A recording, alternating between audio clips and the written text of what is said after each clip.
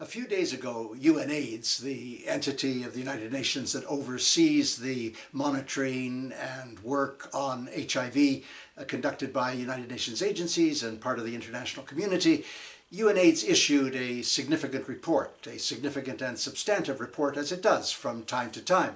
It naturally began with the usual blandishments that mortality was coming down. By the way, mortality is not coming down, it's inching down very slowly. That's a worrisome phenomenon which is rarely acknowledged. Mortality coming down and prevention going up and all of these factors UNAIDS was indicating were very positive. But they did bring themselves to acknowledge certain home truths. First, there are still 6,000 infections, new infections, every week amongst young women and girls between the ages of 15 and 24, and there seems to be no major prevention initiative in place to reduce those numbers. For example, through the secondary schools, just not there. Secondly, what are called key populations. And by the way, the key population in this entire pandemic for over 30 years has been women and girls. But the other key populations, LGBT and injecting drug users and sex workers, their rates are going up, really astronomically in parts of Eastern Europe and Russia, and that is a profound concern. And then, and this is perhaps the most distressing of all, the finances are coming down. Between 2017 and 2018, we lost $1 billion that had been devoted to work on HIV and AIDS, and that is of enormous concern as well.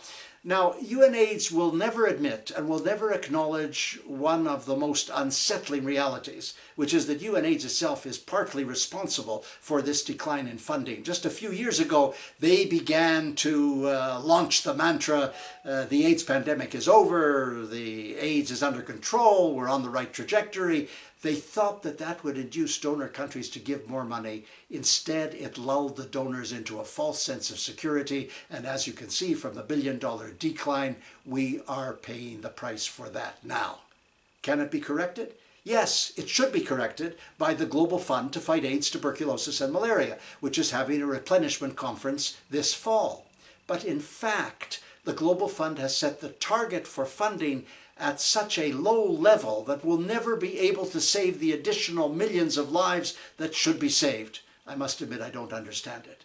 Can that be reversed? Yes. The Secretary General of the United Nations is about to appoint a new executive director for UNAIDS who could turn things around if the right person is appointed. It's got to be someone with enormous HIV and AIDS experience, a kind of mantra of expertise gained over the years, in addition to which a leadership of enormous energy. It's now up to the Secretary General to make that choice. Stay tuned. And by the way, I may be away for the next week or two refurbishing myself again, but I will be back. That was last week. I'm Stephen Lewis.